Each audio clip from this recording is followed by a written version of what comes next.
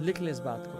جو وظیفے ہیں نا یہ اللہ کے نبی کی حدیث اور قرآن سے ثابت وظیفے ہیں. یہ آپ کو کوئی پیر بابا یا کوئی ایسے نہیں بتا رہا. I'm not saying کہ وہ سب غلط ہوں گے. قرآن کی اگر دلیل دیتے ہیں تو پھر ٹھیک ہوگا, لیکن قرآن حدیث سے جو ثابت چیزیں ہمیں وہ کرنی چاہیے. اور یہ دین عمل کا دین ہے. یہ دین ہمیں عمل سکھاتا ہے. صدقہ دو, اللہ کا تقوی اختیار کرو, اللہ سے دعا کرو. یہ نہیں کہ جو ہے نا کوئی تعویذ لٹکا لی, پہن لیا. ہمیں بدعات میں انوالو نہیں ہونا چاہیے. دین وہی ہے جو ہمیں اللہ کے نبی دے کے گئے, اس کے علاوہ اور کچھ دین نہیں. ایک اور وظیفہ جو کہ بہت امپورٹنٹ ہے وہ یہ ہے کہ صدقہ انسان پہ آنے والی مصیبتوں کو ٹال دیتا ہے. یہ بات یاد رکھیے, اور اس فیض کے ساتھ صدقہ دیں کہ آپ یہ جو مصیبت آئی, چاہے ہیلتھ کا ایشو ہے, چاہے کوئی بھی ایشو ہے, بلکہ ہیلتھ کے پہ تو خاص حدیث آتی ہے.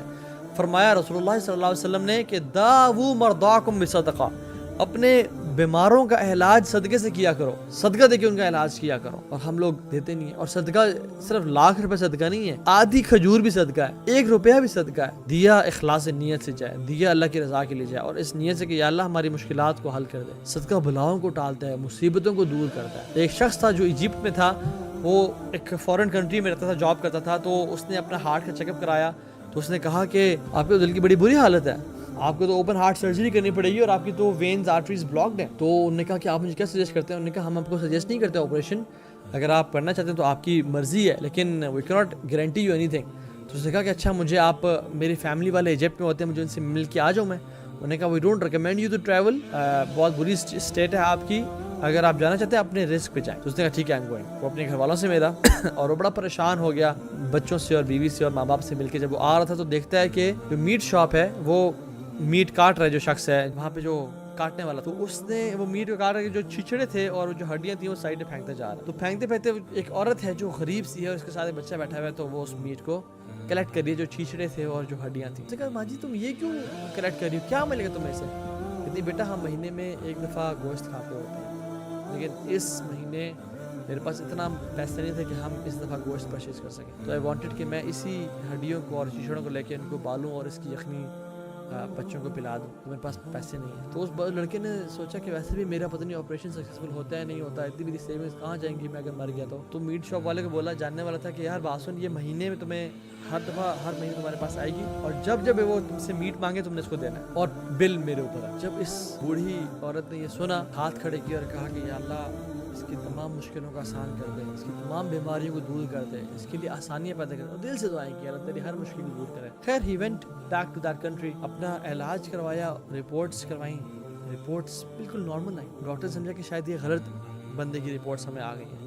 دوبارہ جب چیک اپ کیا تو اسی بندے کا same reports, everything went back to normal. میں نے کہا آپ نے کیا کیا, did you go to any hospital? He said no. Did you eat any medicine? He said no. انہوں نے کہا یہ آپ کی رپورٹس ہیں, سب ٹھیک ہو گیا ہے. کہتا اللہ اکبر, آئی نو واٹ از اٹ. یہ اس عورت کی دعا تھی, اور جو میں نے صدقہ دیا اللہ کی راہ میں, یہ اس کا نتیجہ ہے. داؤ مرضاکم بصدقہ, اپنے مریضوں کا جو علاج ہے وہ صدقے سے کیا کرو. ایک اور سچا واقعہ سناتا ہوں کہ ایک شخص تھا, he was in his office, call آئی کہ آپ کی مدر کی بہت بری حالت ہو گئی ہے, شی از ایڈمٹڈ ٹو ICU, آپ جلدی پہنچیں. وہ کہتا ہے کہ میں آفس سے نکلا, ہاسپٹل جا رہا تھا, کہیں سگنل کے پاس تھا جہاں بھی, وہاں پہ ایک میں نے دیکھا ایک بلی, اس کی ٹانگ ٹوٹی ہوئی تھی, اور وہ بہت زیادہ نا چیخ اور چلا رہی تھی, آوازیں نکال رہی تھی. تو مجھے بڑا ترس آیا اس پہ کہ اس کی ٹانگ بھی ٹوٹی ہوئی ہے, کوئی کار کسی نے ہٹ کی تھی یا کیا وجہ. تو کہتا ہے کہ کیوں نہ میں اس کی ہیلپ کر دوں. وہ ساتھ شاپ میں گیا, اس نے دودھ لیا اور اس کو وہاں پہ دودھ جو ہے نا وہ سرو کر دیا, اور وہ آ گیا. تو وہ اپنی ماجی کے پاس پہنچا, and Maji was smiling and she was feeling better, اور یہ ٹرو اسٹوری ہے. تو کہتے ہیں ماجی میں تو اتنی ٹینشن میں اور پریشانی میں, آپ لوگ تو, مجھے تو بڑی تھا کہ آپ ICU میں ہیں, لیکن یو ہیو بین ڈسچارجڈ اور آپ خیریت سے ہیں. کہتی بیٹا اے میریکل ہیپنڈ, کہتی میں بڑی مشکل میں تھی اور تکلیف میں تھی. کہتی ہیں کہ آئی سلیپٹ فار سم ٹائم, اور کہتی مجھے خواب میں ایک لنگڑی بلی آئی, اینڈ شی واز میکنگ دعا فار می. اور کہتی میں جب میری جیسے وہ اونگ تھی اور وہ کھلی تو آئی فیلٹ فائن, یہ سب جو تکلیف تھی مجھ سے دور ہو گئی. And the same can happen to us as well. اگر ہم صدقہ اللہ کی راہ میں نکالتے ہیں تو any thing can happen, any thing can happen. ایک اور وظیفہ لکھ لیں, ہیلپنگ ادرس. جو شخص اپنے مسلمان بھائی کی مدد کرتا ہے نا, اللہ تعالیٰ اس کی مدد میں لگ جاتا ہے. جو شخص اپنے مسلمان بھائی کے لیے دعا کرتا ہے نا, اللہ تعالیٰ ایک فرشتہ اپوائنٹ کرتے ہیں جو کہ اس کے لیے آمین بولتا ہے اور کہتا ہے والا کا بھی مثل, اور تمہارے لیے بھی ایسا ہی. اور فرشتے تو نورانی مخلوق ہیں اور معصوم ہیں, ان سے کوئی گناہ نہیں ہوا. ہم تو گناہ گار ہیں, پتہ نہیں ہماری دعا قبول ہوتی ہے یا نہیں ہوتی ہے, فرشتے کی دعا قبول ہوگی. تو لوگوں کے لیے مدد کریں, لوگوں کے لیے دعا کریں, ٹھیک ہے. ایک اور جو اسٹیپ ہے I want to discuss is توکل اللہ سبحانہ و تعالیٰ کہ اللہ تعالیٰ کا جو ہے نا توکل اختیار کرنا. اور وہ کیا ہے؟ which is کہ having faith in اللہ سبحانہ و تعالیٰ کہ میرے رب کا جو فرمان ہے، جو کام ہے وہ بالکل ٹھیک ہے. اور مشکل حالات میں اللہ تعالیٰ پہ ٹرسٹ کرنا کہ یا اللہ you have got me، میں آپ کا بندہ ہوں، میں نے آپ سے مانگ رہا ہوں، آپ پہ فیتھ ہے میرا، آپ پہ توکل ہے. کیا دل کی ساری ہوپس جو ہے نا وہ اللہ تعالیٰ کی ذات پہ ہوں، کسی کی لوگوں کی جیبوں پہ نہ ہو یا کسی کی اتھارٹی پہ نہ ہو. جس توکل، اور یہ کرنا اللہ تعالیٰ پہ واجب ہے. ابن تیمیہ رحمۃ اللہ فرماتے ہیں فَإِنَّ التَّوَكُّلَ عَلَى اللَّهِ تَعَالَى وَاجِبٌ مِنْ أَعْظَمِ واجبات الدین.